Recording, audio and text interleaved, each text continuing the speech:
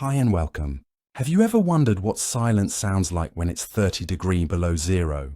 Or how it feels to drift towards sleep, knowing the wind outside could collapse your shelter before morning? Tonight we're stepping back to a time when simply closing your eyes for rest was an act of quiet courage. When the Wild West froze over survival wasn't just about food and fire, it was about the fragile, precious art of sleep itself.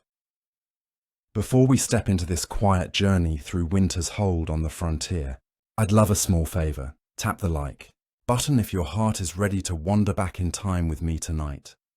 Be sure to subscribe so you'll always be part of these late-night passages into history's forgotten corners. Leave a comment. Tell me where you're watching from and what time it is for you.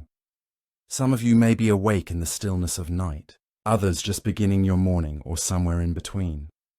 Now dim the lights, maybe switch on a gentle fan for that soothing background. And let's settle in for tonight's quiet journey through history. Imagine yourself standing on the Wyoming plains in January 1872. The sky is colorless, a pale sheet stretched thin between earth and heaven. Snow has been falling for 3 days straight, soft at first, then driven sideways by winds that seem to come from somewhere beyond the horizon.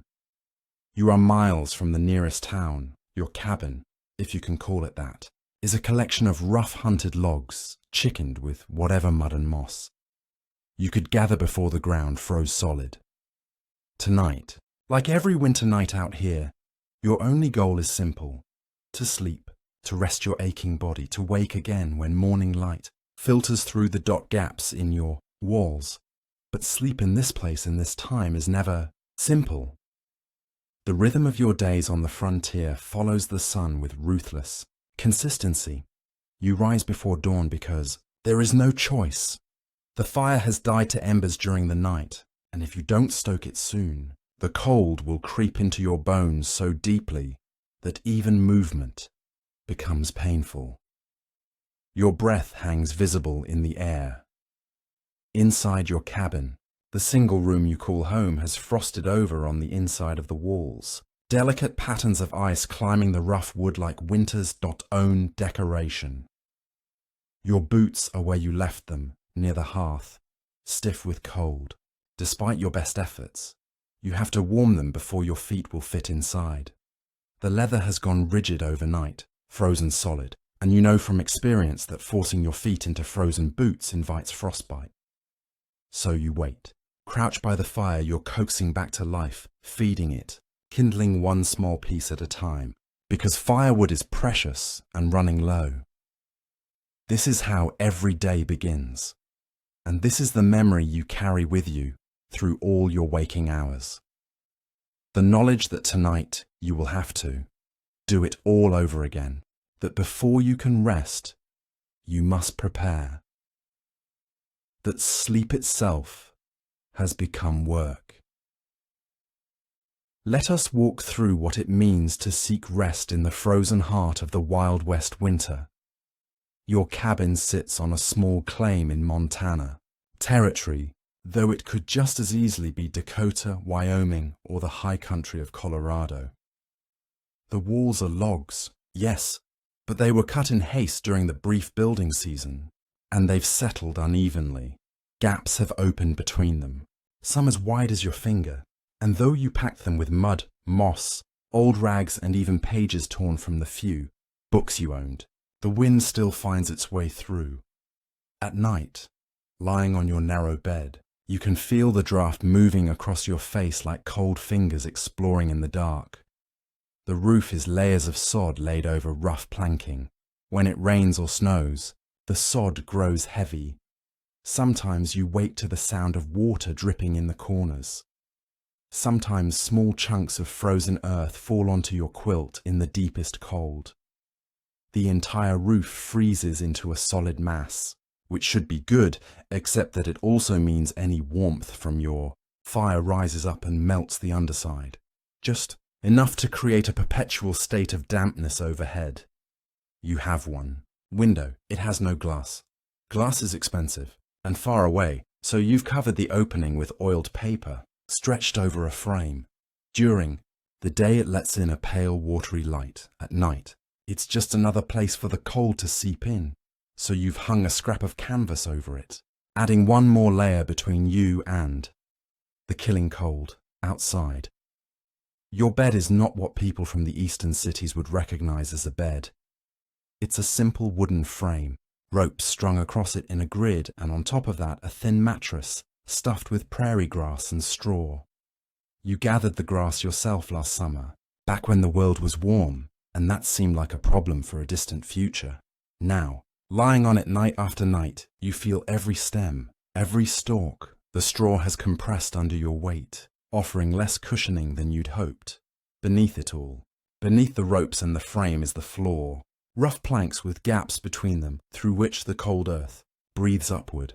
Some nights you swear you can feel the cold rising through the floor more intensely than it falls from the ceiling. Your blankets are wool, heavy and thick, but also scratchy and slightly damp. Wool has the miraculous property of keeping you warm even when wet, which is fortunate because moisture is constant. Your breath condenses in the air, settles on the blankets, freezes into tiny crystals. By morning, the edges of your coverings are stiff with frost. You also have a buffalo robe, traded from a passing hunter 2 winters ago. It's heavy as sin, smells of old animal and smoke and the tanning process that preserved it, but it holds heat like nothing else. On the worst nights, you pile everything you own on top of yourself. Wool blankets, the buffalo robe, your extra clothes, even your coat, and still you feel the cold working its way in. Sleep, you have learned, is less about comfort and more about exhaustion. The process of preparing for sleep begins hours before you actually lie down. As the afternoon light begins to fail, and in winter it fails early, the sun giving up its fight against the cold by 4 you begin the careful rationing of your firewood. You have a pile outside under a lean-to built against the cabin wall, but it's never enough. It's never enough because the trees here are sparse and what wood you can find is often green or damp and good. Dry firewood requires planning. You didn't have time. For during the brief summer months when you were trying to grow food and make repairs and do all the 100 other things survival demands. So you feed the fire carefully, just enough to keep the chill at bay, just enough to warm the pot of weak broth you're having for supper, dried beans, a bit of salt pork if you're lucky, water melted from snow. You eat slowly, sitting close to the hearth, feeling the heat on your face, while your back remains cold. The cabin is too small and too poorly sealed to ever achieve even warmth. There are zones, the zone of heat near the fire and everywhere else. After your meal, you attend to the small tasks that have become ritual. You check the door, making sure it's secured against the wind and against animals that might be drawn by the scent of food or warmth. You've heard wolves howling in the distance most nights, their voices sliding through the darkness like cold water. Furthermore, you check your boots again, positioning them just so near the fire. Furthermore, you lay out tomorrow's clothes such as they are, hoping the proximity to heat will make them slightly less frigid. When you pull them on, you add one more log to the fire, knowing it's probably the last one until morning. You've learned through trial and error how to build a fire that will burn low and slow through the night. Banking the coals, they call it, covering them with ash to slow their consumption while keeping them alive. It's an art. Sometimes you get it right, and you wake to embers. You can coax back to flame. Sometimes you get it wrong, and you wake to cold ashes and the much harder task of starting fresh. And then finally, there is nothing left to do but sleep. You approach your bed, and already you can feel how cold it will be. The blankets have been sitting in the ambient temperature of the cabin all day, which means they're cold, not frozen solid, but cold enough that sliding between them is a shock to your body. Some settlers have learned to heat stones in the fire, wrap them in cloth and place them in the bed to warm it before lying down. You've tried this. The stones work for about an hour, then they're just heavy cooling rocks, taking up space under your blankets. Still, sometimes you do it anyway. because that first hour of warmth is worth the awkwardness. Later, you do not undress for bed. The idea of removing your clothes in this cold is absurd. You sleep in your wool shirt, your long underwear, your thick socks. Sometimes, you even keep your trousers on the coldest nights. You've slept with your coat spread over you as an additional blanket and your hat pulled down over your ears. Modesty and comfort are luxuries for people who have heat to spare. You lie down and the cold of the mattress seeps through your clothes immediately. You pull the blankets up, pile them high, and then you do what everyone does. You curl into yourself, you pull your knees up toward your chest, you tuck your hands under your arms or between your thighs.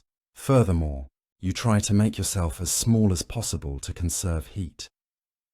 Your breath frosts in the air above your face, and you pull the blankets up higher until just your nose and eyes are exposed.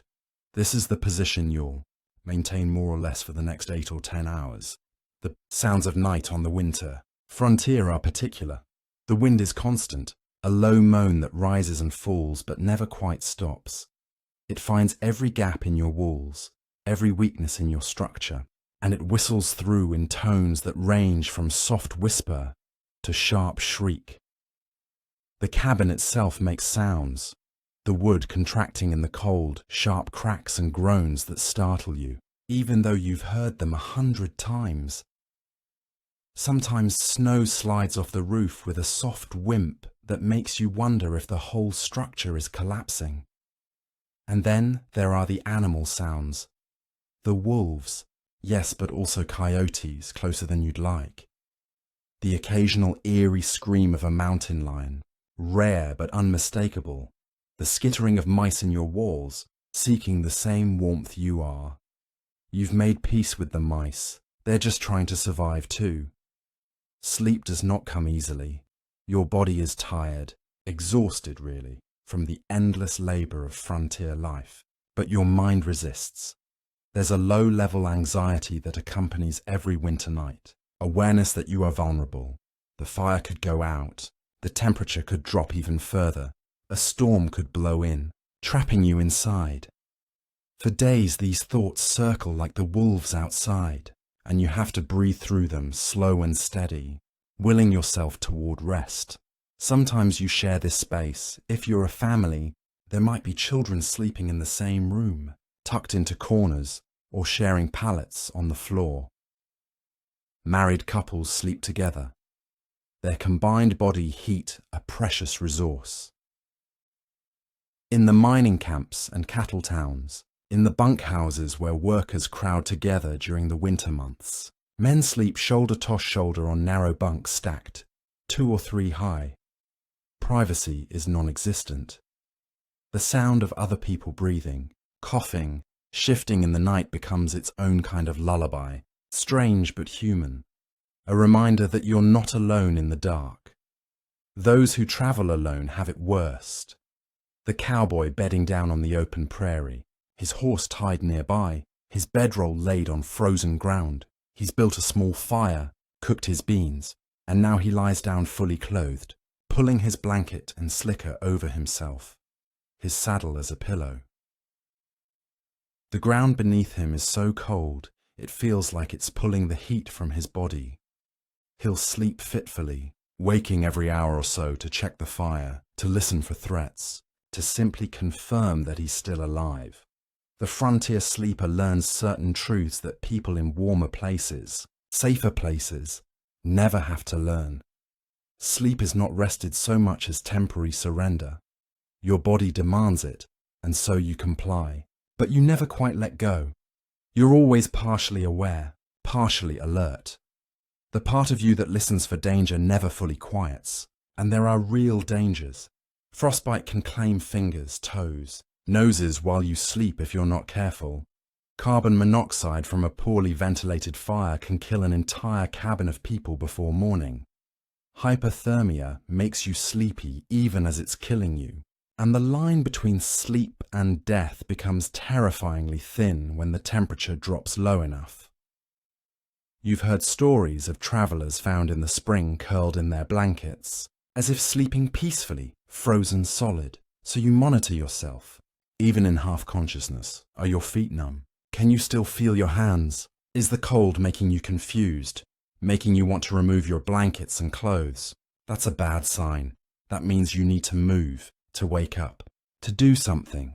The nights are long.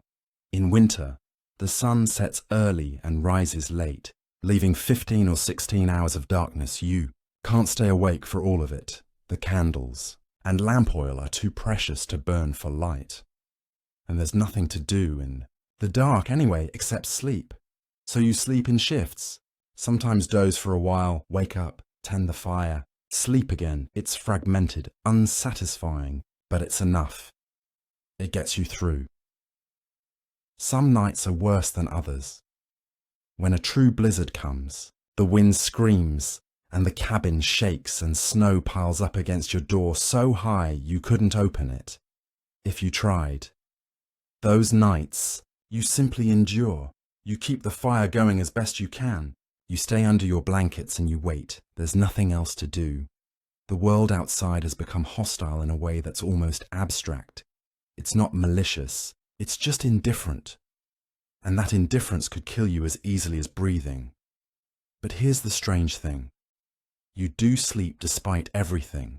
Despite the cold and the discomfort and the fear, your body eventually surrenders.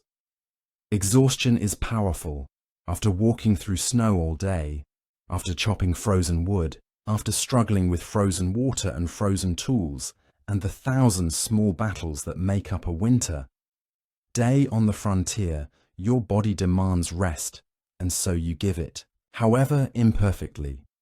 And when you finally drift off somewhere, in those cold hours before dawn, there's a moment, just a moment, when the discomfort fades, when your body's warmth, trapped beneath layers of wool and hide, reaches a kind of equilibrium with the cold. When the sounds of the night become ambient background, almost soothing in their consistency, when you sink into something that approximates real sleep, your dreams, when they come, are often of warmth, of summer, of places you left behind, where houses had real walls and real windows and stoves that heated every room.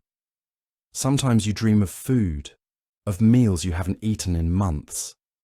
Sometimes you dream of people, faces you missed, voices you'd almost forgotten.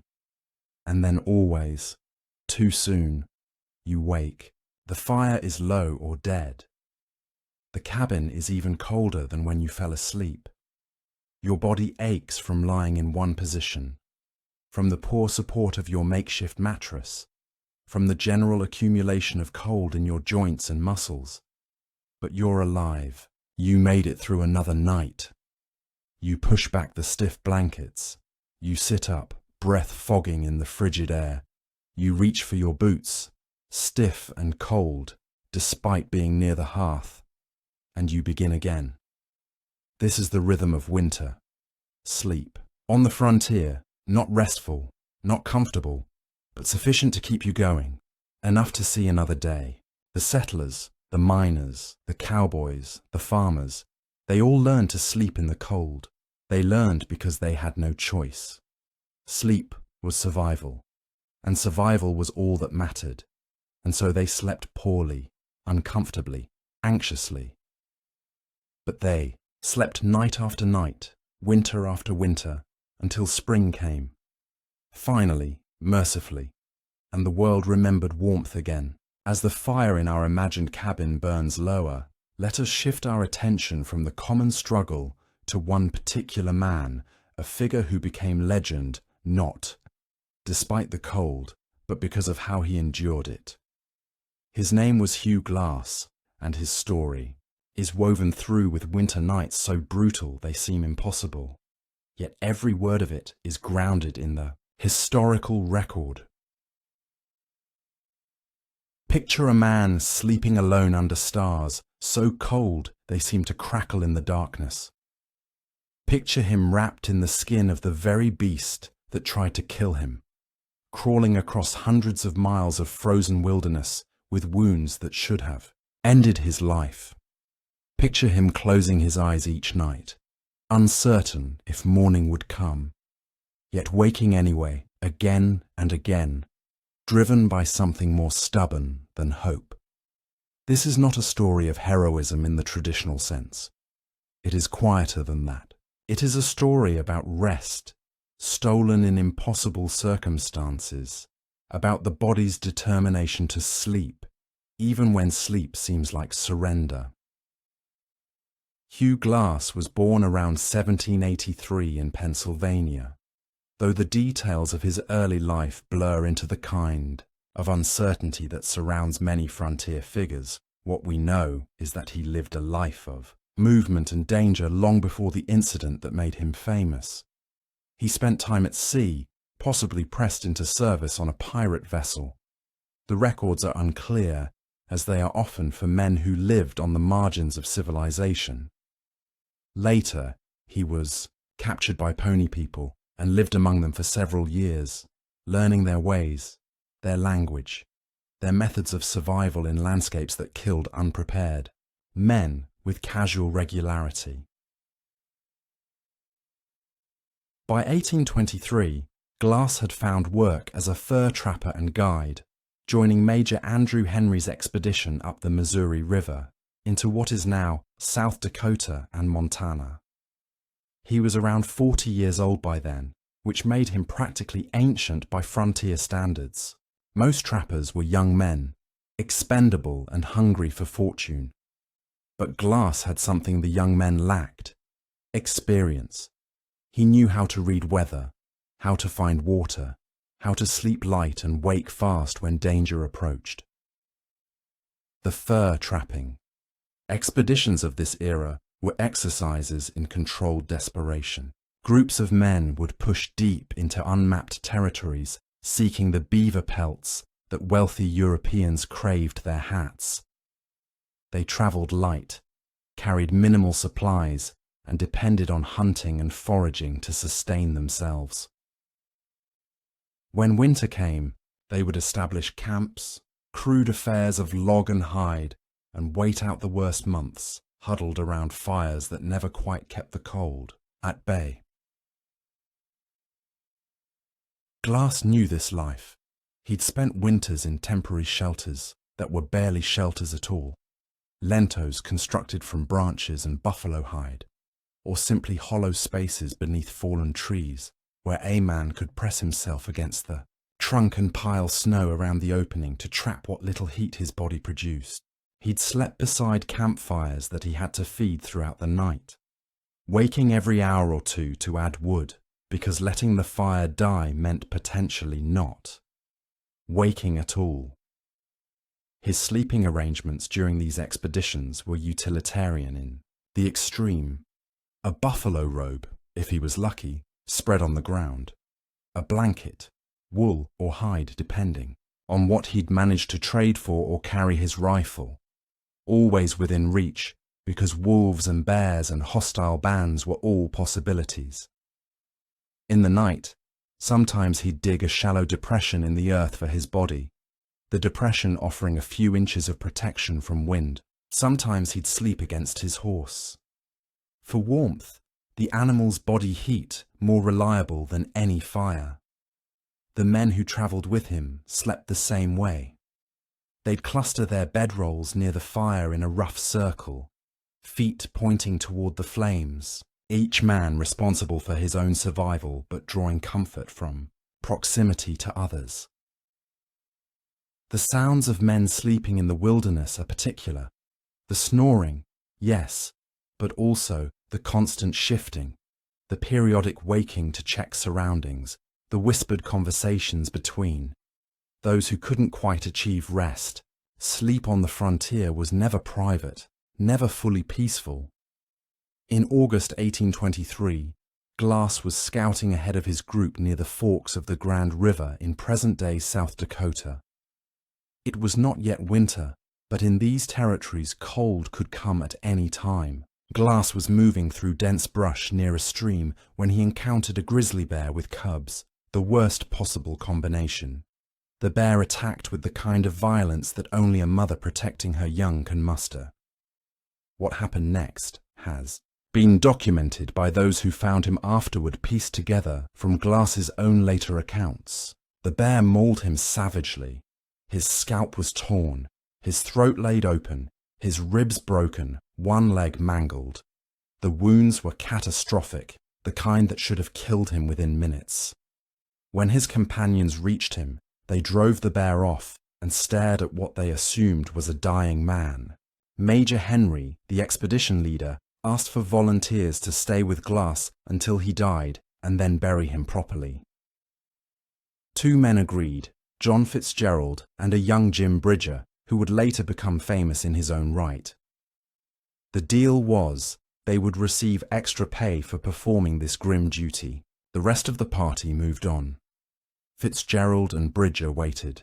1 day, 2 days. Glass clung to life with a tenacity that must have seemed unnatural. But the territory was dangerous. The possibility of attack by Arikara warriors very real.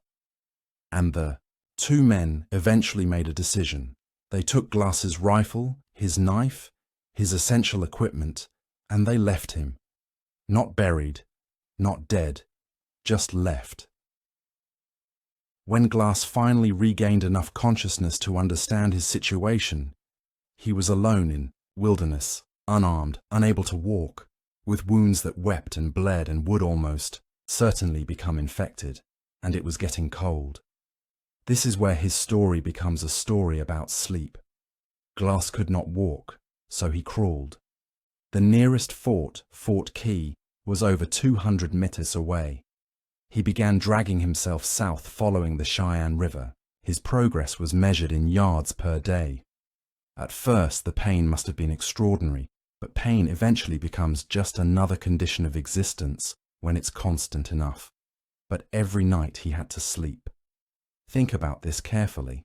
Imagine your body broken, your flesh torn open, your bones grinding against each other with every movement. Now imagine finding a place to rest for the night, knowing you have no weapon, no fire, no shelter, knowing that wolves follow the scent of blood and that your blood is everywhere, on your clothes, in your wounds, marking your trail across the prairie. Glass would drag himself to whatever cover he could find. Sometimes it was a cluster of bushes, sometimes a depression in the land where he'd be slightly less visible, sometimes nothing at all, just his spot where exhaustion overtook him and he simply stopped moving. He had no blanket. His clothes were whatever he'd been wearing when abandoned, now torn and fouled. So he did what the truly desperate do. He used what was available. He found the carcass of the grizzly bear that had attacked him.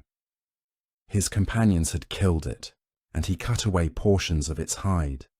The thick fur became his blanket, his shelter, his only protection against the elements.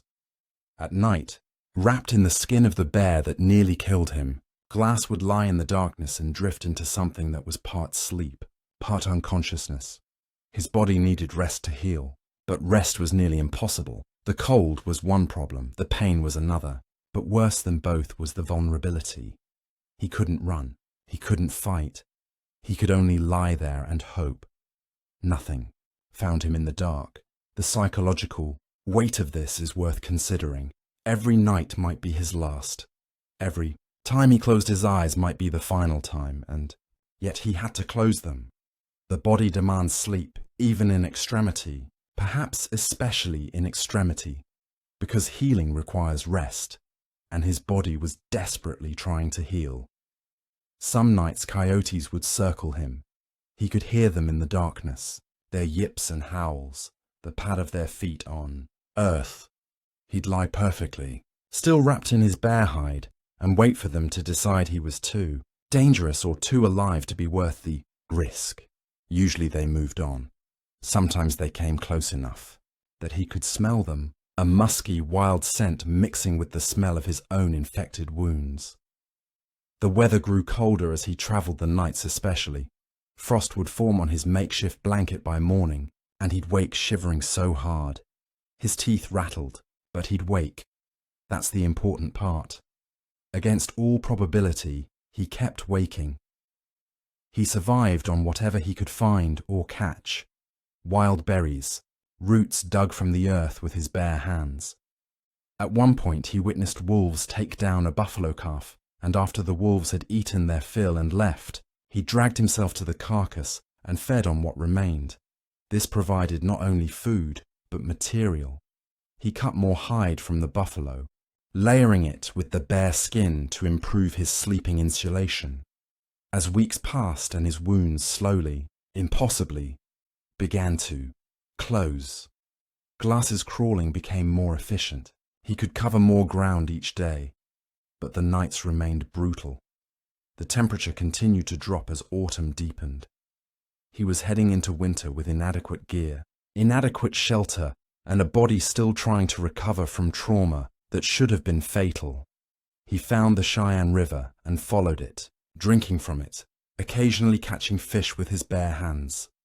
The water was ice cold, fed by mountain snowmelt, and it chilled him from the inside. But it also meant he wouldn't die of thirst, which was something. At night, he'd sleep near the water, when he dared the sound of it flowing past in the darkness. A kind of company. There's a particular loneliness to sleeping, alone in vast wilderness that's difficult to articulate to people who've never experienced it. The silence is not really silence. There are always sounds, wind and water and animals, but it's empty of human presence in a way that makes you feel erased. Glass would lie under his hides and stare up at stars. So numerous and bright they seemed unreal, and he was the only human being who could see them at that moment, in that place, the only consciousness in all that emptiness. Some historians believe he talked to himself during this time, holding conversations in the darkness to maintain sanity. Others think he prayed, though Glass was not known to be particularly religious. More likely, he simply endured. Humans have a remarkable capacity for endurance when the alternative is death. As his strength returned, Glass was able to build small fires. This changed everything. Fire meant warmth, yes, but it also meant protection. Animals avoid fire. The psychological comfort of light in darkness cannot be overstated. He'd gather whatever dry wood he could find, use flint and steel tools he'd fashioned or found along the way, and create small blazes that he'd nurse through the night. Sleep came easier with fire. Not easy, never easy, but easier. He also began to encounter other travelers, friendly native people who gave him food and basic supplies, a French trading party who offered him a ride downriver on their keelboat. His journey became less a desperate crawl and more a determined trek, but the nights remained cold, and sleep remained something to be achieved rather than something that simply happened. By the time Glass reached Fort Kaya in early October, he'd been traveling for 6 weeks. The fort's inhabitants were astonished to see him. They'd heard about the trapper left for dead by his companions, and here he was, walking barely, but walking into their compound. His wounds had closed into angry scars. His body was emaciated, but he was alive. He slept in a real bed that night, in a room with walls and a roof, under actual blankets with a fire in a proper fireplace, and according to accounts he slept for nearly 24 hours straight. His body finally given permission to fully rest, to release the vigilance that had kept him alive through all those frozen nights alone. But Glass's story didn't end there. He was not content to simply survive. He wanted to confront the men who'd abandoned him. So, after recovering at Fort Kira through the winter, sleeping in relative warmth and safety, eating regular meals, healing in ways he couldn't while crawling across the wilderness, he set out again. In the spring, he travelled to Fort Henry, then to Fort Atkinson, tracking down Fitzgerald and Bridger. When he found Bridger, he chose mercy. The boy had been young and likely coerced by the older Fitzgerald, but he never found Fitzgerald to exact whatever revenge he'd imagined, and eventually, Glass let it go. He returned to the life he knew. Trapping, guiding, surviving. Glass continued working the frontier for another decade, He survived other close calls, other harsh winters, other nights sleeping rough in impossible conditions.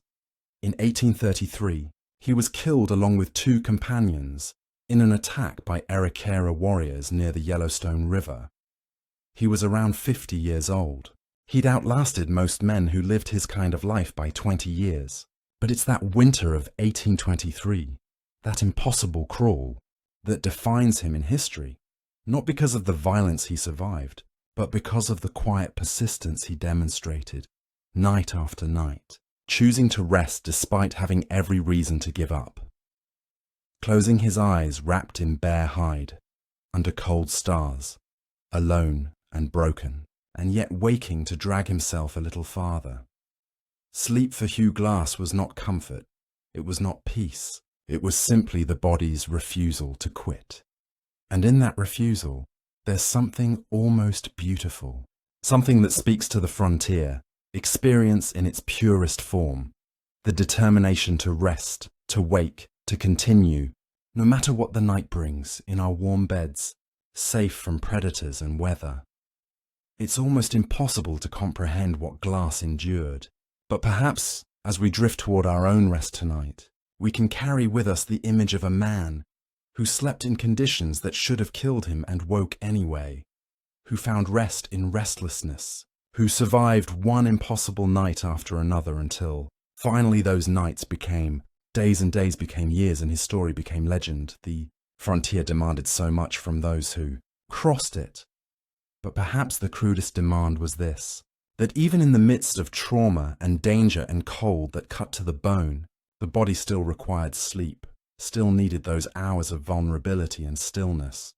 And somehow, against everything, people like Hugh Glass found ways to give their bodies that rest, brief, broken, insufficient, but enough always, barely enough. As we drift further into the winter night, let us turn from the known toward the edges of mystery. The frontier was a place where practical survival met ancient traditions, where European settlers encountered ways of living they didn't understand, and where the simple act of sleep became woven with folklore, dreams and practices that blur the line between the physical and the spiritual. There are questions about winter sleep in the Wild West that have no clean answers. Fragments of diaries, archaeological findings in abandoned homesteads, stories passed down through generations. All of these hint at a sleep culture that was far stranger and more complex than simple exhaustion and cold blankets might suggest. Let us wander through these mysteries together, gently as one might walk through a winter landscape where the familiar suddenly becomes strange in the moonlight. The teepee, an engineering marvel wrapped in spiritual practice. The Plains tribes, Lot, Cheyenne, Aramco and others had been surviving winters in this landscape for thousands of years before European settlers arrived. They possessed knowledge that the newcomers desperately needed, but often failed to fully learn, and much of that knowledge centered around the hippie, a structure so ingeniously designed for winter survival that it remains somewhat mysterious even today. A properly constructed teepee is not simply a tent, it's a carefully engineered environment that works with fire, wind and temperature in ways that seem almost magical until you understand the physics involved. The console shape sheds snow and wind with remarkable efficiency, preventing accumulation that could collapse the structure. The adjustable smoke flaps at the top create a Venturi effect, drawing smoke up and out while pulling fresh air in from the bottom. The liner, a second layer of hide suspended inside, creates an insulating air pocket and directs cold drafts down and out beneath the edges. The construction itself was a feat of knowledge passed down through generations. The poles were cut at specific times of year from specific trees, treated in ways that made them both flexible and strong. The hides were tanned using methods that left them breathable, yet weather-resistant. The whole structure could be assembled or dismantled in under an hour by a skilled family. Yet when properly erected, it could withstand winds that would flatten a settler's cabin. But here's where it becomes mysterious. Native peoples would sleep in these teepees through winter nights that regularly dropped below zero, and by many accounts they slept well better than the settlers in their log cabins. How archaeological work on historical hippie sites has revealed some answers. The positioning of the sleeping areas was precise, never directly beneath the smoke hole, where cold air would fall, but along the back curve where the liner created, the warmest pocket. Families would sleep on raised platforms of willow branches covered with buffalo robes, lifting them off the frozen ground. The fire in the center, carefully tended through the night, created a surprisingly even heat distribution that the console shape amplified. The layering of sleeping materials followed, principles that modern sleeping bag designers would recognize. Buffalo robes provided insulation that trapped air while wicking away moisture. The willow platforms allowed air circulation underneath, preventing the deadly cold that came from direct contact with frozen earth. Some accounts speak of 4 or 5 layers of hides and furs arranged in a specific order that maximized warmth while minimizing weight, but there's more to it than engineering. That the anthropological record speaks of sleep rituals, of the song sung before bedding down, of the careful orientation of beds according to cardinal directions. These weren't superstitions, or perhaps they were, but they were superstitions that encoded real survival knowledge. Sleeping with your head to the west, away from where the coldest winds came from, wasn't just tradition, it was practical. The evening routine itself was a carefully choreographed affair. As darkness fell, the fire would be built up and stones would be heated. These stones would be placed around the sleeping area, radiating warmth through the night. Children would be bundled first, placed in the warmest spots. Adults would arrange themselves around the perimeter, their bodies creating an additional windbreak for the young and elderly. Then there are the dream practices. Many plains cultures placed enormous spiritual significance on winter dreams. The long nights were seen as a time when the barrier between the physical and spirit worlds grew thin. People would prepare themselves for significant dreams by fasting, by prayer, by sleeping with sacred objects, medicine, bundles, specific stones, feathers placed beneath their heads or nearby. Young men would sometimes separate themselves from the main camp, sleeping alone in smaller structures or even out on the prairie, seeking vision dreams that would guide their lives. This practice was particularly common in winter, when the harshness of the environment was believed to strip away the superficial and reveal deeper truths. The question that haunts researchers is this: were these dreams purely spiritual experiences, or were they also affected by the physical conditions of winter sleep? The smoke from fires burned throughout the night, the reduced oxygen in sealed winter hippies, the mild hypoxia from sleeping at altitude in mountain winter camps, the nutritional deficiencies that set in as winter stores dwindled. All of these could produce altered states of consciousness, vivid dreams, even mild hallucinations.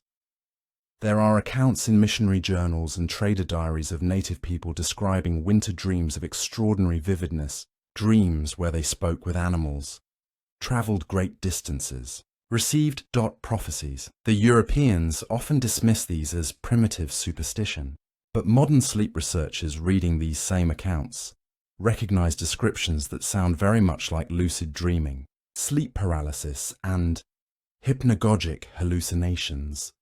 What if the winter sleep culture of the plains tribes had, over generations, learned to work with the altered consciousness that harsh winter conditions naturally produced? What if their dream practices were a sophisticated response to environmental factors that European settlers simply endured as misery? The dreams were not just individual experiences, they were communal knowledge. A powerful dream would be shared with the tribe, interpreted by elders, sometimes acted upon dreams-guided hunting strategies, warned of danger, determined the timing of ceremonies. In this way, sleep became not just rest but a form of tribal intelligence gathering, a way of accessing knowledge that waking consciousness couldn't reach. We'll never know for certain. The knowledge was oral, passed through generations, and much of it was lost in the violence and disruption of colonization. But the mystery lingers in the archaeological record, in the stories that survived, in the peculiar fact that indigenous peoples seem to sleep better in winter conditions that left settlers exhausted and half mad from poor rest. The settlers' strange adaptations. Now let us turn to the settlers themselves and the odd practices that emerged as they tried to survive winters they were utterly unprepared for. In the ruins of sod houses across Nebraska, Kansas, and the Dakotas, archaeologists have found a recurring artifact: smooth river stones, often in groups of 4 to 6, positioned near where beds would have been. These stones show signs of repeated heating discoloration, sometimes cracking from thermal stress. We know from diaries that heating stones in the fire and placing them in beds was common practice, but the mystery's in the specifics. Some stones have been found wrapped in fragments of cloth that shouldn't have been there. Silk, fine cotton, materials that were precious and rare on the frontier. Why wrap a heating stone in your best fabric? Some researchers believe it was about heat retention. The finer the weave, the better the insulation. Others suggest it was magical thinking, bringing something beautiful and associated with better times into the brutal reality of winter sleep. There's something deeply touching about these wrapped stones. Imagine a woman, her hands rough from frontier labor, carefully wrapping a heated rock in a silk scarf she brought from Boston or Philadelphia. The scarf might be the last nice thing she owns, the last reminder of a gentler life. And yet she uses it for this practical purpose, transforming a luxury item into a tool for survival. But perhaps it's more than practical. Perhaps the silk against her feet at night, even wrapped around a stone, helps her remember she was once someone who owned silk, someone who lived in a world where such things mattered, even stranger. Some stones have been found with scratched symbols on them, crude crosses, circles, sometimes what appear to be initials. Were these marks of ownership in communal sleeping spaces? Were they prayers literally carved into the tools of survival? We don't know. The people who made these marks left no written explanation, and their descendants often don't know the stories. One theory suggests these marked stones were passed between family members, each stone assigned to a particular person, in the darkness of a sod house where you couldn't see what you were grabbing. The scratches would help you identify your stone by touch. But why the religious symbols? Why the elaborate patterns? Sometimes found, there's a ritualistic quality to these carvings that suggests they meant something beyond mere identification. There are also accounts, found in journals, letters sent back east, of settlers burying themselves in straw for warmth. Not just using straw mattresses, but actually burrowing into piles of straw like animals hibernating. This practice appears most commonly in areas where settlers had arrived too late to properly construct shelters before winter hit, or where early storms destroyed the inadequate structures. They'd managed to build. One woman's diary from Kansas, dated 1869, describes her family spending 2 weeks living, as the mice do, in a massive pile of prairie hay they'd gathered, with just a small opening for air and a carefully managed tiny fire. She writes of the strange dreams they all had, of how time seemed to become confused, of waking and not knowing if it was day or night. She writes of her children giggling in the darkness, treating it as an adventure, even as she was terrified they'd suffocate or burn. Her entries during those 2 weeks have a dreamlike quality. Themselves, she describes conversations she's not sure really happened. She writes about hearing music that couldn't have been there. At one point she's convinced that several days have passed, only to learn from her husband that it's been less than a day. The sensory deprivation of being buried in straw, combined with the poor air quality and the constant low-level fear, seems to have produced an altered state of consciousness. They survived. Many families in similar situations didn't, but we don't have their diaries. The mystery here is one of adaptation versus desperation. At what point does a survival strategy become something else?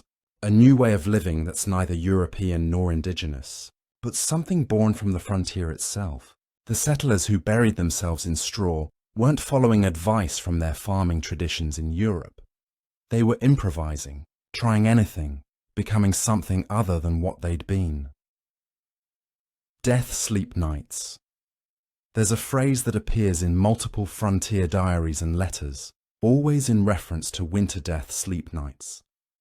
The phrase is used without explanation, as if the writer assumes the reader will understand. But we don't. Fully. From context, these seem to have been nights of such freezing that sleep became dangerous nights when the temperature dropped so low that not waking up became a real possibility. Some entries suggest that on these nights families would take turns staying awake, watching each other, making sure everyone kept breathing, checking for signs of frostbite or hypothermia. The preparations for a death-sleep night were elaborate. Every crack in the cabin would be stuffed with rags, cloth, even newspaper when available. The fire would be built up as high as safely possible. All the blankets, quilts, and spare clothing in the household would be piled on the sleeping family. Sometimes multiple families would crowd into one cabin, sharing body heat and resources. But other entries suggest something stranger. They speak of a quality to the sleep itself on these nights. A depth, a heaviness, a sense that those who slept were going somewhere far away. One Montana homesteader writes of his wife on a death-sleep night in January 1875. She sleeps so deep I must shake her hard to wake her. Her breath is slow when she wakes. She speaks of walking in summer fields she knew as a child in Ohio. She is confused and thinks she's 8 years old again. It takes her time to return to herself. Ooh, this sounds like hypothermia, but it also sounds like something else. The way freezing can slow metabolism, can create a state that's almost hibernation-like in humans who aren't supposed to be capable of hibernation. The body pushed to its limits, finding strange adaptations. There are accounts of people waking from death-sleep nights with no memory of the night at all, as if those hours had been erased from their minds. Others report dreams of such vividness that they seemed more real than waking life. Some speak of having experienced an entire lifetime in a single night, living through years of imagined experiences, while their bodies lay frozen under piles of blankets. Medical journals from frontier doctors occasionally note cases of people who appeared dead from cold but were revived after hours of warming. The line between sleep and something more extreme became frighteningly thin in frontier winters, and the cultural response was this phrase, death-sleep nights, acknowledging the danger while also normalizing it, making it just another part of winter survival. The phrase appears in letters sent back east, often causing alarm among recipients who didn't understand the frontier context. One woman wrote to her sister in New York, "We had 3 death-sleep nights last week." Her sister's panicked response, "Thank God you survived," seems to have confused the frontier woman, who replied with bemusement that of course they survived.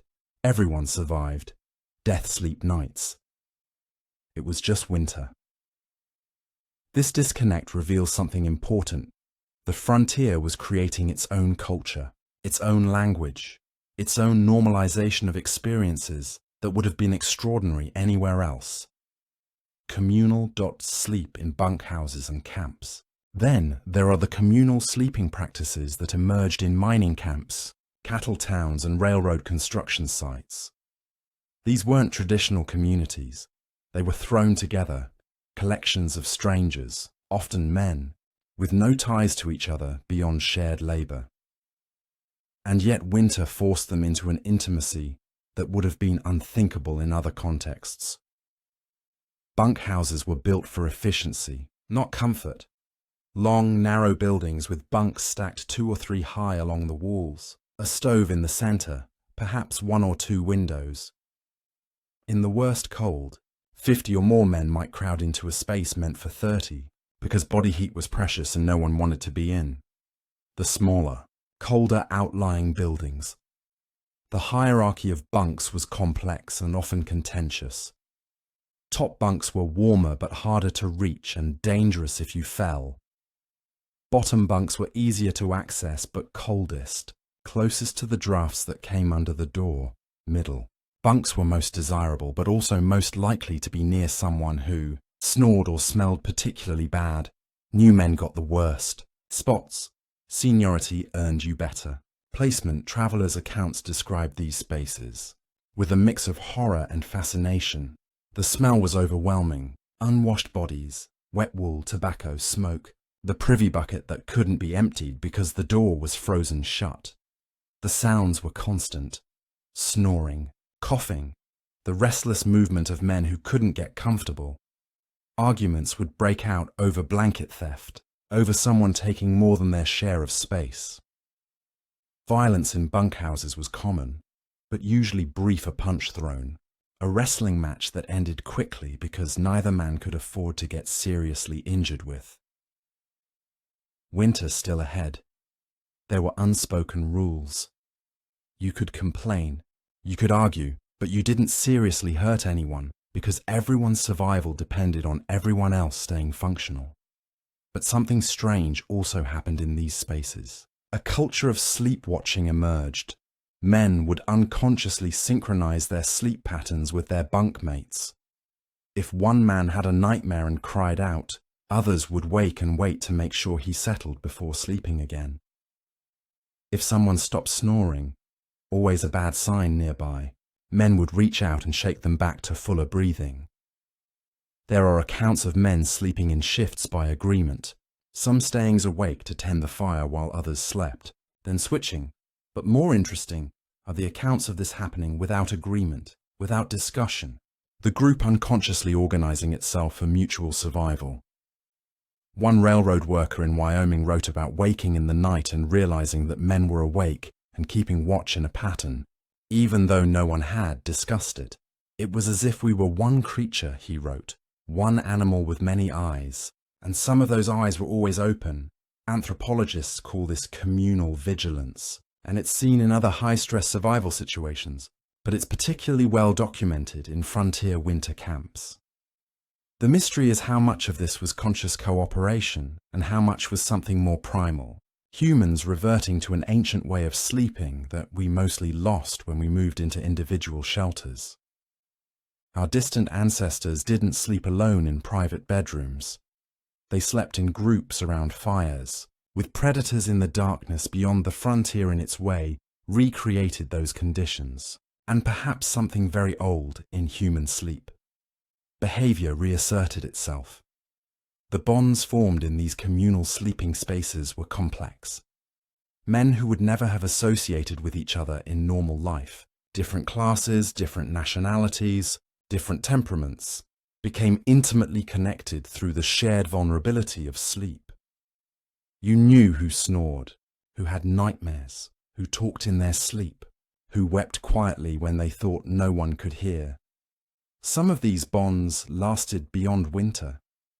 Men who shared a bunkhouse through a hard winter would seek each other out in later years, would trust each other in business dealings, would stand up for each other in disputes. The intimacy of winter sleep created relationships that transcended the usual social boundaries. The phenomenon of shared dreams, the winter dreams themselves deserve attention. Multiple sources' diaries, letters, even a few newspaper accounts speak of people experiencing extraordinarily vivid dreams during frontier. Winter's dreams so real that people woke confused about what was memory and what was imagined, shared. Dreams where multiple people in the same cabin or bunkhouse would report dreaming similar things. A schoolteacher in Wyoming wrote in 1878 about a night when she and her two boarding students all dreamed of a woman in white walking across the snow. They compared their dreams in the morning and were disturbed to find the details matched. The woman's hair, her direction of travel, even the song she was humming. The teacher, educated and rational, tried to dismiss it as coincidence. but she was clearly shaken. She spent pages in her journal trying to rationalize what had happened, proposing and then discarding various explanations. Modern sleep science offers some explanations. The carbon monoxide from poorly ventilated fires can produce hallucinations and shared altered states. The malnutrition, common in late winter, reduces serotonin levels, affecting dream vividness. The social isolation and lack of external stimulation makes people hyper-focused on each other, possibly leading to unconscious suggestion and shared imagery. The science of shared sleeping spaces also suggests mechanisms. People in proximity influence each other's sleep stages through sound and movement. If one person enters REM sleep and begins to move or make sounds, nearby sleepers may be triggered into REM sleep as well. If everyone is entering REM sleep at similar times and if they've spent all day together with limited external input, it's not impossible that their dreams might have overlapping content. But there's also the possibility that these dreams served a function, that, in the long, dark, isolated months of winter, dreams became a form of entertainment, of escape, of maintaining sanity. People would discuss their dreams in detail, building on each other's narratives, creating a shared, imaginative life that made the harsh physical reality more bearable. Some frontier communities developed traditions around winter dream-telling. In the morning, over breakfast, people would share what they dreamed. The best dreams, the strangest, the most vivid, the most comforting, would be retold and elaborated. By the end of winter, these dreams would have become almost mythological stories that bound the community together. Children especially looked forward to dream-telling time. In a world where entertainment was scarce, where books were rare and expensive, where the same few stories had been told over and over, fresh dreams were a source of new narrative. Children would sometimes embellish their dreams, adding details to make them more interesting, and adults would go along with it, understanding that the truth of the dream mattered, less than its ability to carry them through another day. This wasn't unique to the frontier. Many cultures have dream-sharing traditions, but there's something particular about how it manifested in the Wild West winter camps. The dreams took on qualities of the landscape, vast, empty. Strange people dreamed of walking through endless snow under impossible stars, of meeting wolves that spoke of finding summer hidden in caves. Beneath the ice, there was a quality of longing in these shared dreams that's palpable. Even in the brief accounts that survive, people dreamed of warmth, of abundance, of home, but they also dreamed of beauty, of wonder, of the landscape itself transformed into something magical. The prairie that was harsh and deadly in waking life became, in dreams, a place of mystery and possibility. Were these just dreams, or were they a psychological adaptation, a way of surviving, not just physically but mentally, through months of hardship? The mind creating beauty and mystery to balance the ugly reality of cold and hunger and fear. Archaeological mysteries. Archaeological sites continue to offer mysteries. In the remains of a Montana homestead from the 1870s, researchers found a sleeping alcove built into the cabin wall that shouldn't exist. It's too small for an adult, too carefully constructed to be an afterthought. The stones lining it show evidence of heating, and there are burn marks suggesting regular small fires. But it's positioned in a way that makes no sense for a child's bed. Too close to the ceiling, almost like a shelf. The alcove is barely 5 ft long and less than 3 ft wide.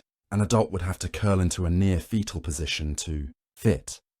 Yet it's lined with river stones that have been carefully ported into place. A level of construction effort that seems excessive for such a small space. The burn marks suggest someone regularly built small fires inside this alcove, which seems incredibly dangerous, given the confined space and proximity to wooden timbers. The current theory is that someone, likely a woman, based on artifacts found nearby, slept there. But why? The elevated position would have been warmer as heat rises, but it would also have been more dangerous, more exposed to smoke. It's a mystery of priorities, of what drove someone to construct this strange sleeping space. One possibility is claustrophobia reversed, that someone found comfort in the tight, womb-like space. Another is that someone was ill or injured and needed to be separated from the rest of the family, but kept warm. A darker possibility is that it was a hiding place, somewhere to retreat from an abusive situation. Though this is pure speculation, similar oddities appear in other sites: sleeping quarters dug into the ground, beneath cabins accessible only by ladder, tiny enclosed spaces built inside larger rooms like boxes within. Boxes.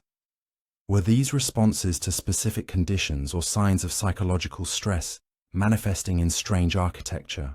In one North Dakota site, archaeologists found what appeared to be a sleeping pit, a rectangular hole dug into the floor of a sod house, about 3 feet deep and just large enough for one person lying down.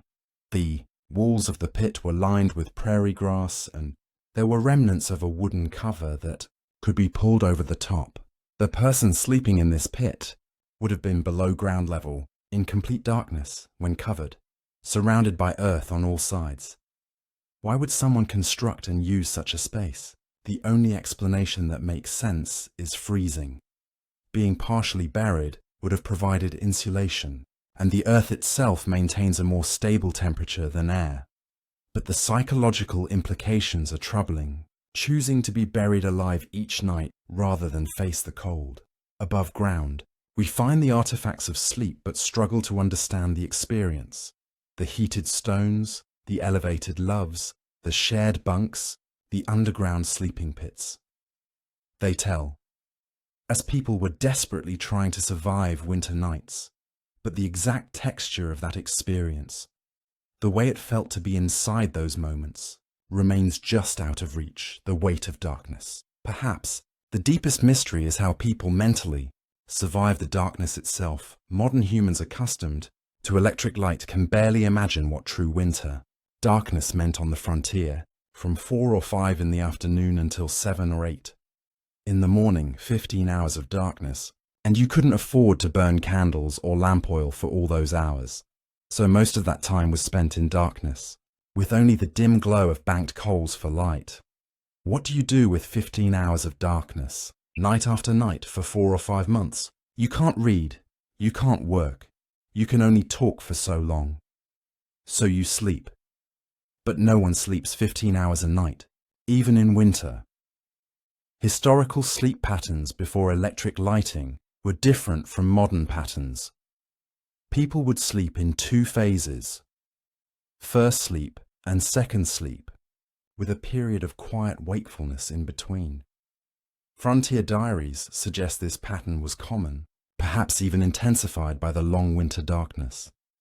People would sleep for 3 or 4 hours, wake naturally around midnight, spend an hour or 2 in quiet wakefulness, praying, thinking, sometimes talking softly with others who were also awake, and then return to sleep until morning. This wasn't insomnia, it was normal, expected, even valued. The midnight waking was considered a peaceful, contemplative time. This biphasic sleep pattern appears across cultures and throughout history, but it was particularly pronounced on the frontier. The long darkness made it almost inevitable. You would fall asleep shortly after dark, exhausted from the day's labor, but 4 hours later, you'd wake, and there would still be 8 or 9 hours until dawn. Some people used this wakeful time for productive purposes. Women would do quiet handwork by feel, knitting, mending their fingers so familiar with the work that they needed no light. Men would whittle, creating small wooden objects entirely by touch. Others would pray, reciting memorized prayers and hymns through the silent hours. But what were they thinking about during those wakeful hours in darkness? What does the human mind do with so much empty time? We can only guess from the few accounts that mention it. Some speak of planning for spring, running through mental lists of tasks. Others describe a meditative state, close to sleep but aware. Some write of prayer, of feeling close to God or spirits in the darkness. and some write of fear, of the oppressive weight of darkness, of feeling the cold and the night pressing in, of counting hours until dawn, fighting panic at. How slowly time moved. There are accounts of people losing their minds in winter darkness. A Kansas settler wrote of a neighbor who began screaming in the night, convinced that the darkness was a living thing, trying to suffocate him.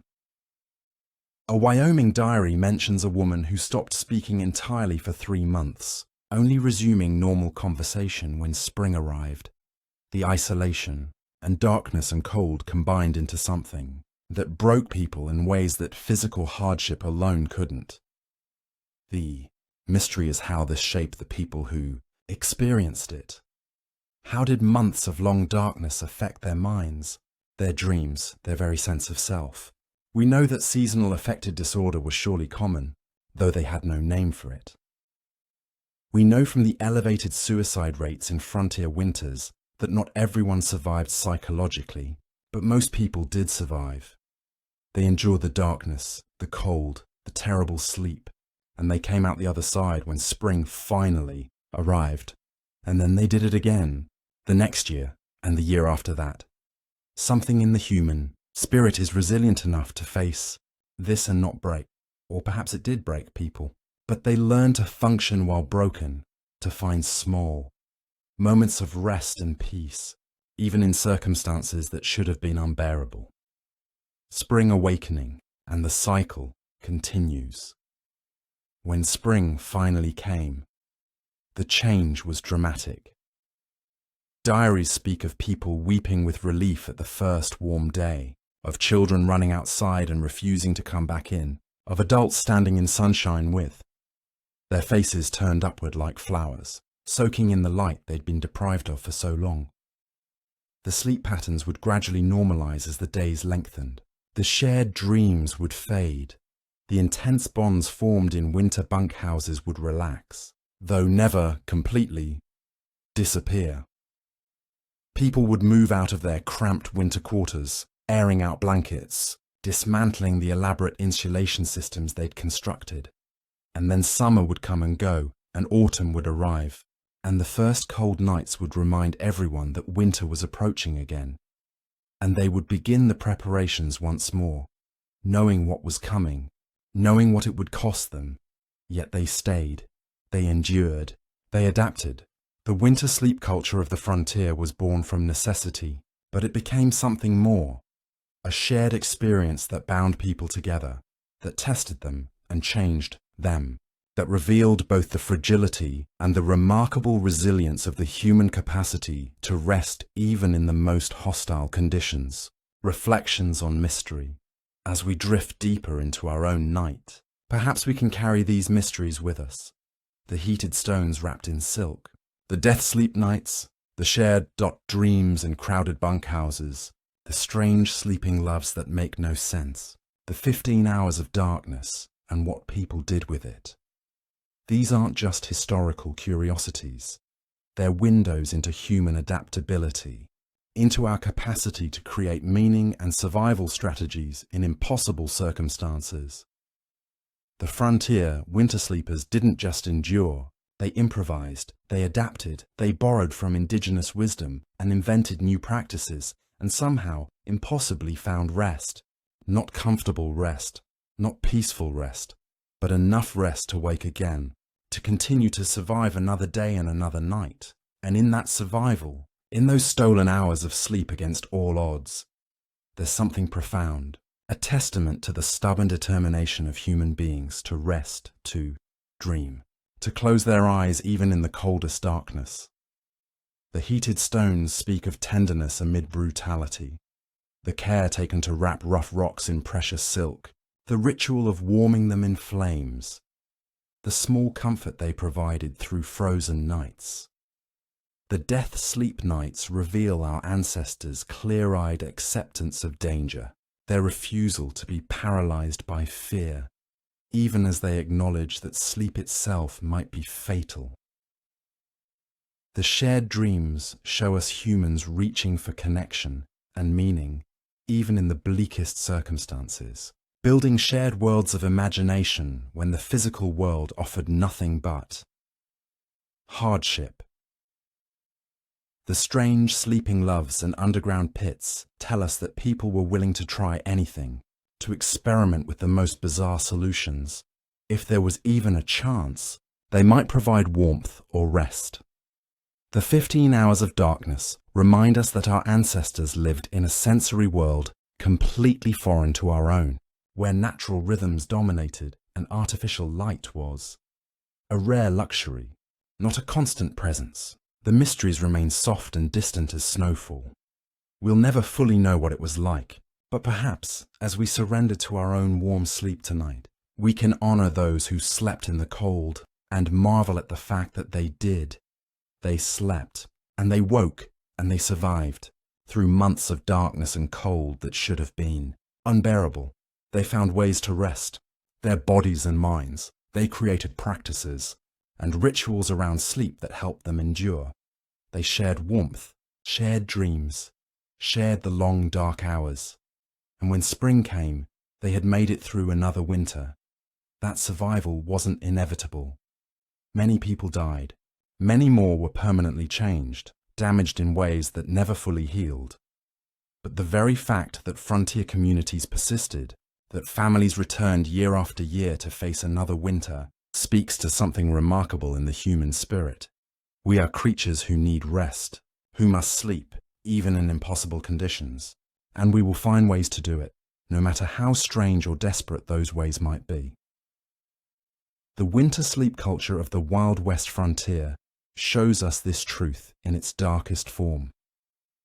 Humans, at the edge of survival, still closing their eyes, still dreaming, still hoping for dawn. As morning light finally breaks across the frozen landscape of our journey, let us turn our attention to a different kind of winter sleep, one experienced in relative warmth, in imported comfort, behind doors that locked and windows that held real glass. For while most frontier dwellers shivered through winter nights in drafty cabins and crowded bunkhouses, a small number enjoyed privileges that seemed almost obscene by comparison. Yet even their sleep was touched by the frontier's cold hand. Even wealth could not entirely insulate against winter. In the Wild West, and in the contrast between their experience and that of the common sleeper, we find the full shape of frontier life, its inequalities, its fragilities, its strange moments where privilege dissolved and everyone became equally human against the cold. In Denver, in the winter of 1875, the newly constructed Brown Palace Hotel stood as a monument to civilization's conquest of the wilderness. Its grand opening had been delayed by weather. Early snows made construction impossible, but by December it welcomed its first guests to rooms that promised comfort unimaginable. 2. Those living just a few miles outside the city limits. The hotel's sleeping. Rooms were furnished with brass bedsteads shipped from Chicago, mattresses stuffed with genuine goose down rather than prairie straw, and quilts stitched by professional seamstresses rather than patched together from scraps. Each room had a fireplace with a damper that actually worked, controlling the flow of smoke and heat with precision that sod house dwellers could only dream of. The windows were double-paned glass, a luxury so extreme that guests would sometimes just stand and look through them, marveling at the clarity, the way they held. Back the wind without that constant whistling draft. But here's what the hotel advertisements didn't mention. Even in these fine rooms, sleep in a frontier winter was never quite secure. The fireplaces, for all their superiority, still required wood, and wood supplies could be interrupted by storms. The staff responsible for maintaining fires in guest rooms worked around the clock, but on the coldest nights, they couldn't keep up. Guests would wake to find their breath fogging in the air, their water pitchers frozen, solid frost forming on the inside of those expensive windows. One guest, a railroad investor from Boston, wrote in his diary about waking at 3 hours in the morning to find his room cold as a tomb, the fire, having died while he slept. He rang for service, another luxury having someone to ring for. But the night staff was overwhelmed. Every room needed attention simultaneously. He waited an hour, wrapped in all the blankets from his bed and his overcoat besides, before a weary boy arrived with wood and coal to restart his fire. I thought of the miners I'd seen that afternoon, he wrote, sleeping in their crude shelters up in the mountains, and felt both ashamed of my complaints and grateful that I was not among them. Strange that we should all be in the same territory, yet living such different winters. This awareness, this peculiar consciousness of the divide, runs through many accounts of elite frontier sleep. The wealthy couldn't help but know what conditions were like beyond their comfortable walls. They saw it every day. Their servants came from those drafty cabins. Their coachmen slept in stables barely warmer than the outdoors. The gap between their sleep and the sleep of the common frontier dweller was visible, tangible, impossible to ignore. In Deadwood, during the gold rush years, a different kind of elite emerged. Men who'd struck rich suddenly and spectacularly, and who spent their newfound wealth in ways that revealed both imagination and desperation. One such man was Samuel Granger, who made his fortune in a claim he'd bought for nearly nothing from a discouraged prospector. Within 6 months, he'd built himself a house that locals called Goers's Folly, a 2-story structure with real wooden floors, plastered walls and a bedroom on the second floor with a cast-iron stove, imported all the way from St. Louis. His bed was legendary. He'd commissioned it from a furniture maker in San Francisco and had it shipped in pieces up the Missouri River, then overland by wagon at extraordinary expense. It was mahogany, with posts that reached nearly to the ceiling and a canopy of velvet curtains that could be drawn closed to create a warm, dark space within a space. The mattress was horsehair over springs, actual springs, not rope webbing, and he had sheets of Egyptian cotton and blankets of merino wool. By frontier standards, this bed was a palace. Men who saw it spoke of it in added tones. To sleep in such luxury, in such warmth, in the middle of Deadwood winter, it seemed like something from a fairy tale. But Granger himself, in a letter to his sister back in Philadelphia, described his sleep as troubled. "The silence here is different from home," he wrote. "It is not peaceful silence. It is waiting silence. I lie in my fine bed and hear the wind and know it is trying to get in the house cars and settles. I think of the men sleeping rough in the mulches and feel strange about my comfort, not guilty exactly, but strange, as if I am play acting at civilization while the real world waits just outside." He also mentioned something else, that despite his warm room and fine bed, he often woke in the night and couldn't return to sleep. He'd light a lamp and read, or simply lie there, thinking the comfort he suggested was almost too much. His body didn't trust it. Some part of him remained alert, waiting for the cold to return, for the luxury to be revealed as temporary. This restlessness appears in other accounts from frontier elite, a kind of psychological inability to fully relax, even when physical conditions were favorable, as if sleeping too comfortably felt dangerous, like letting your guard down in enemy territory. The truly wealthy, the railroad barons, the big ranch owners, the territorial governors often maintained 2 residences. They'd have their fine houses in growing cities like Denver, San Francisco, or even back east. But they'd also have frontier properties where business required their presence, and winter travel between these properties became its own peculiar ordeal, one where wealth provided options but not immunity. A woman named Caroline Mason, wife of a cattle baron who owned vast ranges in Wyoming, kept detailed journals of her winter travels between their Denver home and their ranch headquarters. The contrast between her sleeping arrangements night to night is almost comical in its extremity. In Denver, she slept in a 4-poster bed with a feather mattress, in a room heated by a modern coal furnace that piped warmth through metal registers. Her nightgowns were silk and flannel, Her bedroom slippers lined with rabbit fur. She had a maid who would warm her sheets with a long-handled brass pan filled with coals before she retired. But when business called her husband north to the ranch, she accompanied him, and then she slept in stagecoach way stations, rough buildings where a dozen travelers might crowd into a single room, sharing beds with strangers. Hoping the fleas wouldn't be too bad, she slept in hotel rooms in cattle towns where the walls were so thin she could hear conversations, in adjacent rooms and where the stove's heat was controlled by whoever woke first, not by her preference. She slept on one memorable occasion when a storm stranded their coach in the coach itself, pulled off the trail and half buried in snow, huddled with the other passengers under every blanket and coat they possessed. I have slept in the finest hotels in New York and Paris, she wrote after that particular incident, and I have slept in a frozen stagecoach listening to wolves.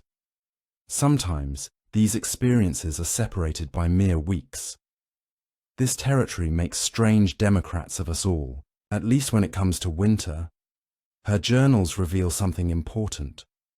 Wealth in the frontier context was precarious. It could buy you comfort, but that comfort was conditional, always at risk of being stripped away by weather, by travel, by the simple realities of distance and isolation. The elite could not entirely separate themselves from the frontier's harshness. They could only negotiate with it, finding moments of softness within larger patterns of difficulty. The social rituals around sleep among the frontier elite are fascinating in their own right. In established towns, as winter set in, the wealthy would gather for evening socials that extended late into the night. Dinners, card games, musical performances in parlor, warmed by stoves that consumed wood at prodigious rates. These gatherings were partly about entertainment and partly about defying the winter darkness, asserting that civilization could maintain its rhythms even here, even now. But they also had a practical function. Traveling home after such events through dark and cold streets was dangerous, so hosting families would often offer their guests the option to stay overnight. This created a peculiar intimacy where social peers would suddenly find themselves sleeping in the same house, sometimes sharing rooms or even beds, in the old tradition of bundling that most had thought left behind in earlier centuries. A Denver socialite named Margaret Whitfield described in her correspondence the awkwardness of waking in a guest room to find frost on the windows and the fire long, dead, then having to make her way downstairs in yesterday's evening dress to join her hosts for breakfast, everyone pretending that this situation was perfectly normal and dignified. We maintain the forms, she wrote, even when the conditions make them somewhat absurd. We dress for dinner even though we may all sleep in our clothes afterward. Furthermore, we use the good china even when the water is frozen and the washing must wait for spring. There is comfort in the rituals, I suppose even when they serve no practical purpose. This performance of civilization, this insistence on maintaining standards even in conditions that made them difficult, was central to elite identity on the frontier. Sleep was part of that performance. You were supposed to retire at a respectable hour, to maintain privacy and dignity, to wake refreshed and properly dressed. The fact that this was often impossible didn't stop people from trying. The architecture of elite sleeping spaces tells its own story. In the grand houses that survive from this era, the bedrooms are revealing. They're positioned on upper floors, which should have made them warmer. Heat rises, but which also made them more exposed to wind. They have multiple windows, which provided light and air, but also let in cold. They're often surprisingly small, these bedrooms, despite the house's overall grandeur. Why? Because smaller rooms were easier to heat. Even the wealthy understood this practical reality. You might have a large drawing room or dining hall for entertaining, but your bedroom, where you spent your most vulnerable hours, was kept compact. Many elite homes featured sleeping porches, enclosed but unheated spaces where people slept in the belief that cold, fresh air was healthier than warm. Stale indoor air. This was a fashionable health theory in the late 19th century, and the frontier's wealthy embraced it with enthusiasm, perhaps partly because it gave them a way to frame choosing to sleep in cold conditions as a sophisticated health choice rather than a necessity. One such sleeping porch survives in a mansion in Montana, now a museum. It's glassed in on 3 sides, with a narrow bed and a small table. A placard explains that the lady of the house slept there year-round, believing it prevented consumption and promoted vitality. What the placard doesn't mention is that the bedroom immediately adjacent, with its large fireplace and heavy curtains, was also maintained and used by her husband. They slept separately, he in warmth, she in cold, each believing they'd made the correct choice for their health.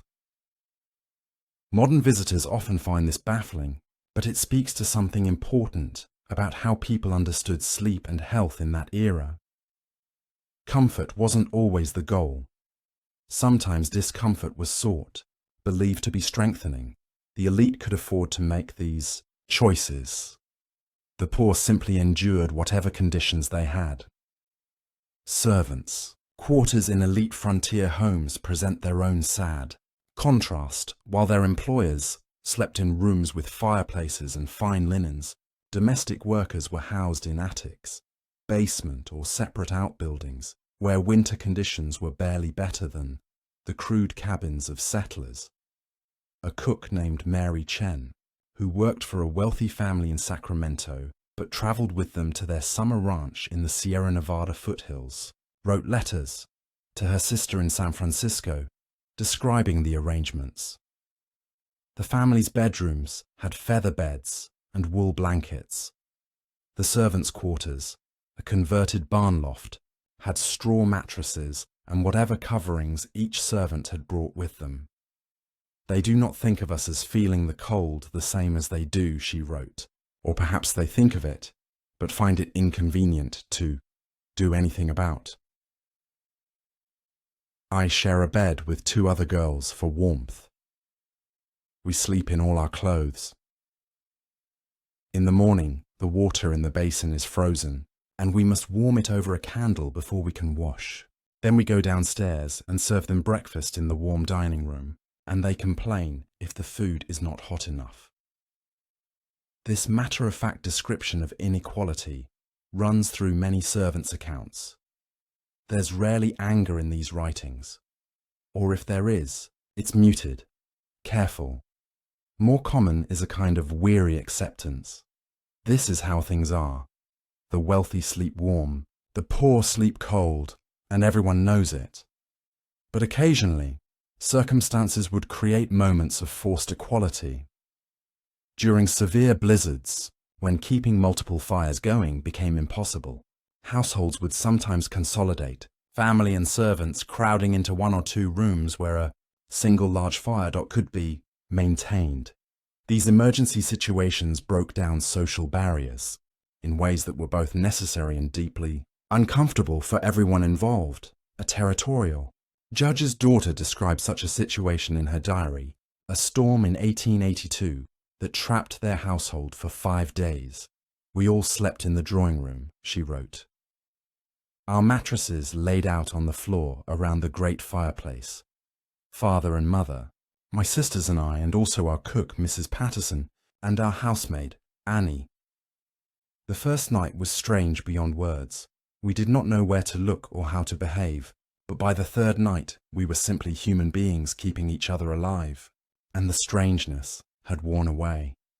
I learned that Annie snores and that Mrs. Patterson prays aloud before sleeping, and these small intimacies would have been unthinkable before the storm.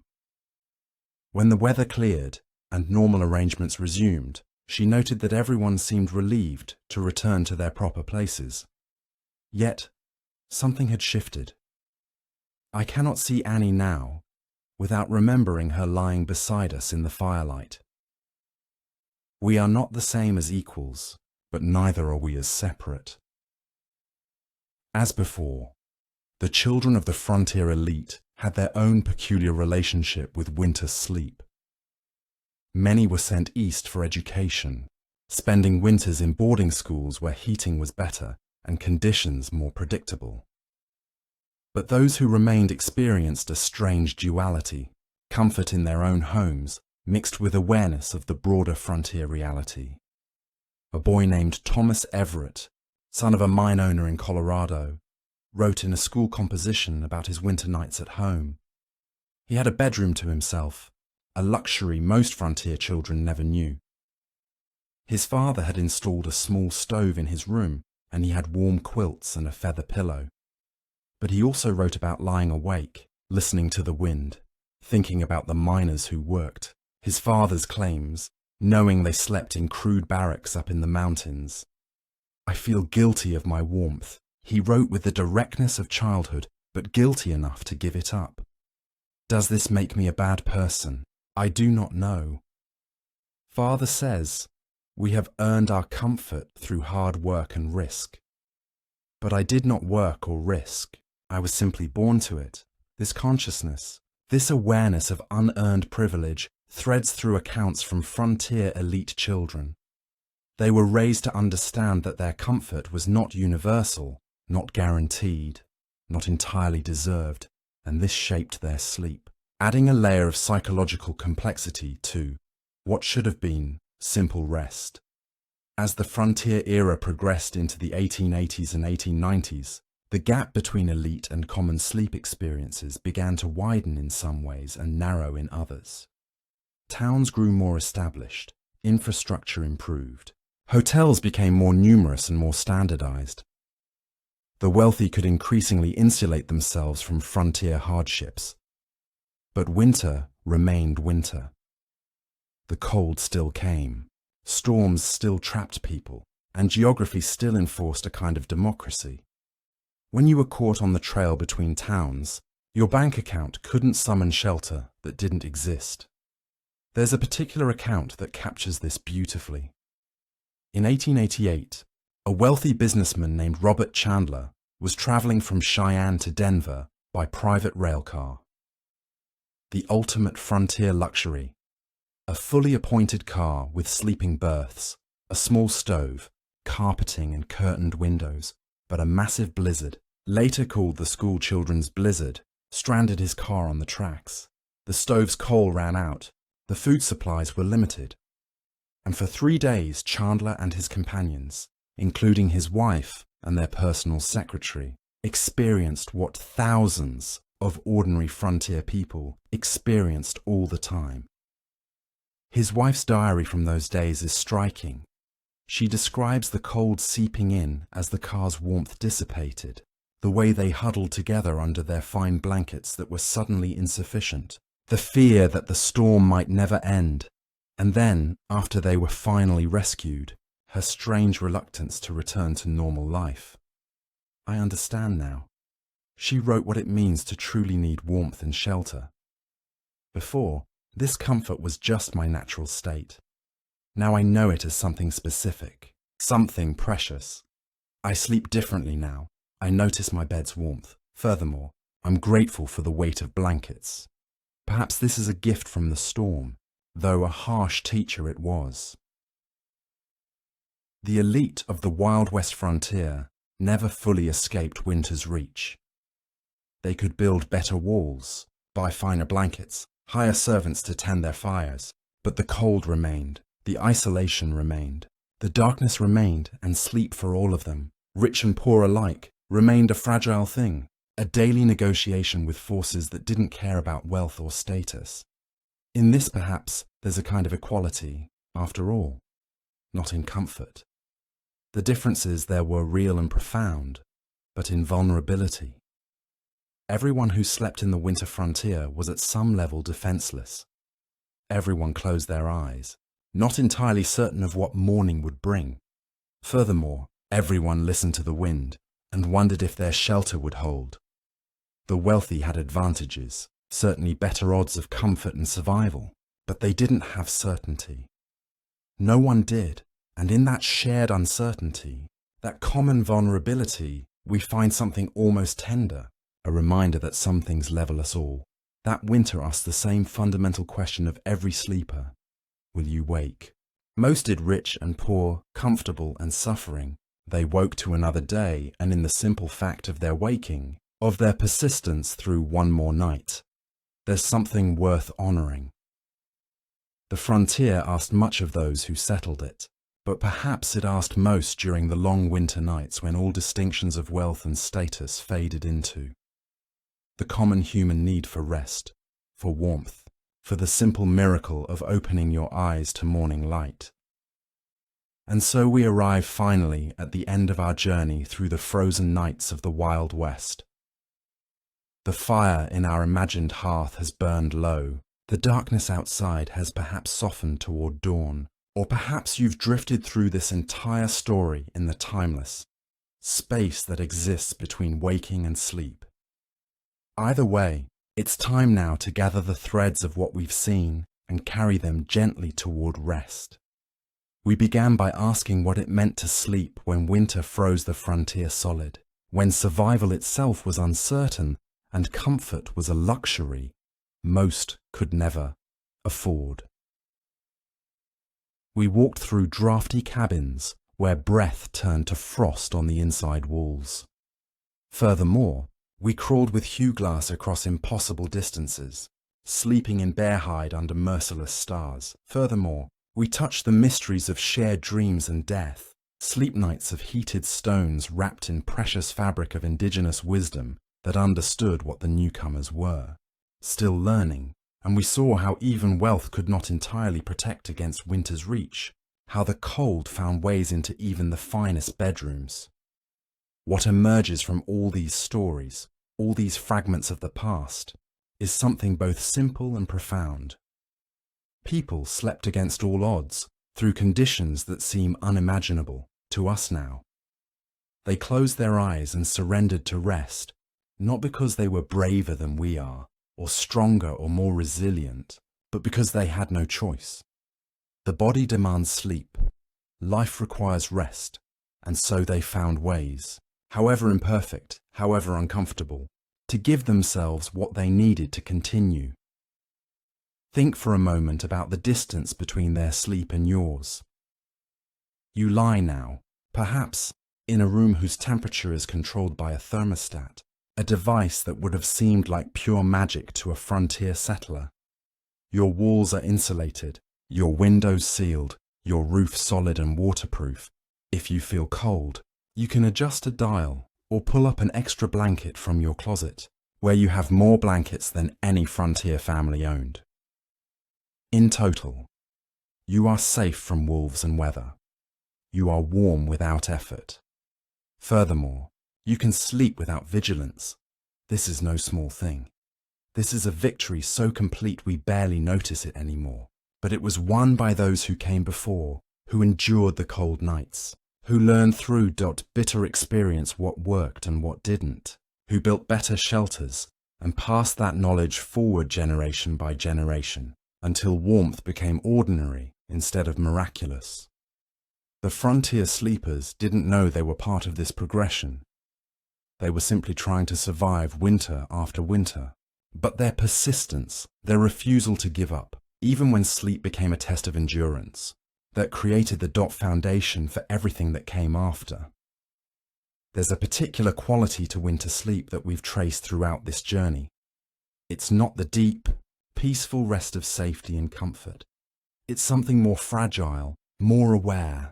The frontier sleepers never quite let go. Some part of them remained alert, listening for danger, monitoring their own bodies for signs of cold's encroachment. They slept lightly, woke frequently, drifted back under, repeatedly through the long dark hours. Modern sleep science tells us this is poor quality sleep. It's fragmented, insufficient for proper rest and healing, and yet they survived on it. Not just survived, they built towns, raised children, pursued dreams, created the framework of a society, all while sleeping poorly night after night, month after. There's something almost heroic in this. Though it wasn't meant to be heroic, it was simply what was required. The quiet, unheroic persistence of ordinary people doing what must be done. Closing their eyes despite the cold, breathing slowly despite their fear, trusting that morning would come, even when the night seemed endless. And morning always came. The sun always rose, pale and cold but present, breaking the darkness one more time. The frontier sleepers would wake stiff, tired, still cold, and they would begin again. The rhythm of survival repeated endlessly until, eventually, winter loosened its grip and spring returned. We cannot truly know what their experience felt like. We can read their words, examine their artifacts, reconstruct their shelters and study their conditions. But the interior experience, what it felt like to be cold for so long that cold became your natural state, what it felt like to drift towards sleep, uncertain if you'd wake, what dreams came in those circumstances and what they meant. This remains beyond our reach. Perhaps that's as it should. Perhaps some experiences belong entirely to those who lived them. We can honor the frontier sleepers without fully understanding them. We can acknowledge their struggle without appropriating it. Furthermore, we can be grateful for what they endured without romanticizing it. Because it wasn't romantic, it was cold and uncomfortable and frightening and exhausting. It damaged bodies and broke spirits and claimed lives. Not every winter sleeper woke in the spring. Not every family survived intact. The frontier was beautiful in many ways, but the winter nights were not among its beauties. They were its test, its cruelty, its way of separating those who could endure from those who could not. And yet people did endure.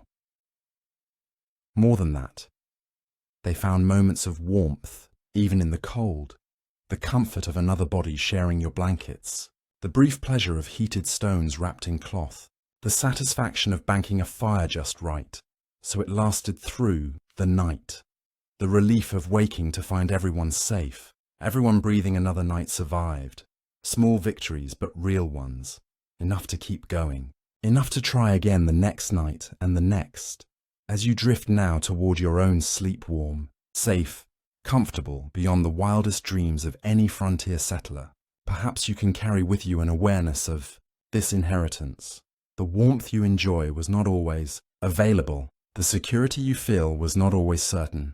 What seems ordinary to you was extraordinary to them, worth suffering for, worth building toward worth.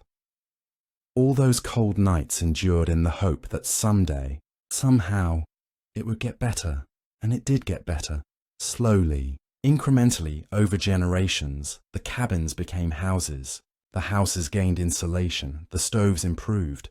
The understanding of how to build for cold climates deepened.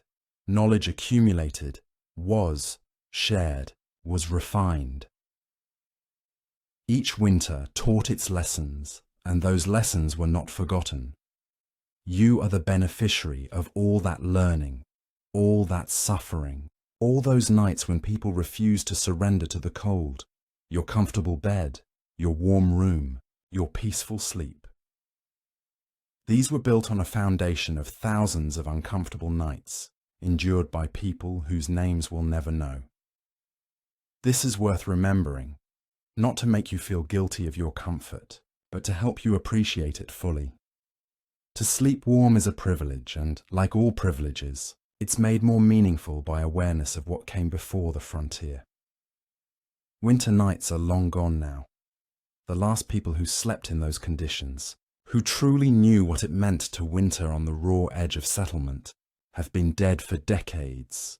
Their cabins have collapsed into earth, their beds rotted away, their blankets dissolved into dust. The physical evidence of their sleep has mostly vanished, but something remains in the accounts they left, in the stories passed down, in the simple fact that they survived.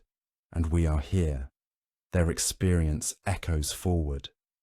We are connected to them through this most basic human need. The need to rest, to close our eyes, to surrender, to sleep, even when circumstances suggest we should remain vigilant.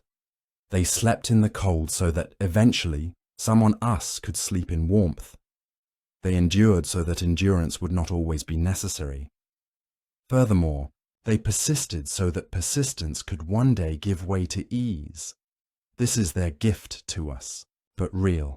And perhaps the best way to honor it is simply to sleep well, to let ourselves sink into comfortable rest, without guilt but with gratitude, to close our eyes knowing we are safe, and to remember, just for a moment before sleep takes us, that this safety was not always available. Outside your window, the world continues. Perhaps it's winter where you are now, or perhaps summer. Perhaps you're falling asleep in darkness or in morning light. It doesn't matter.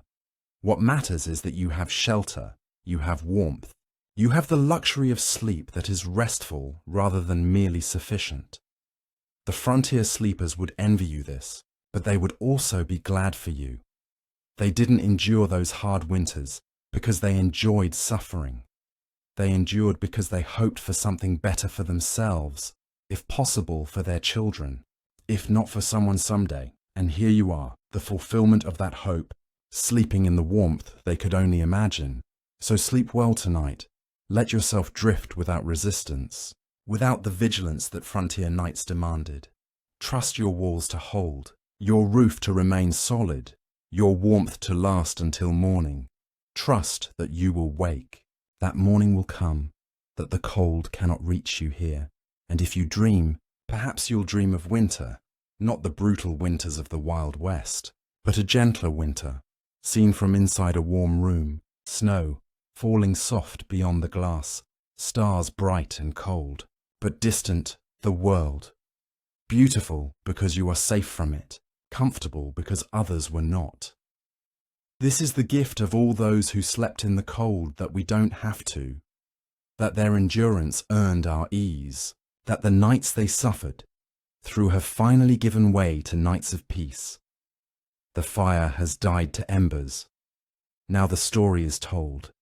The long winter night of the frontier has passed into history, and we remain here in our own time with our own warm beds waiting. Rest well, knowing you are safe. Sleep deeply, honoring those who could not.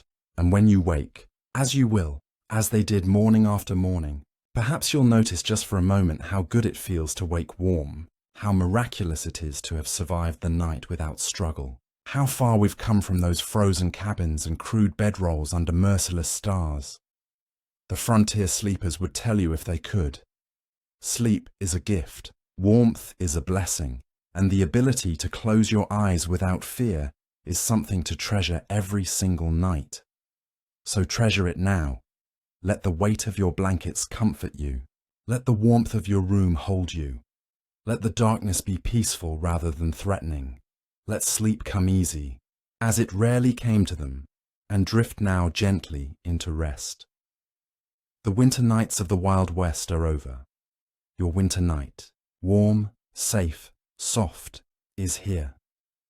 Close your eyes. Breathe slowly. Let go. The cold cannot reach you now. Thank you for wandering through another quiet corner of history with me tonight. If this slow story brought you a little peace, feel free to subscribe. I share fresh, gentle stories almost each day.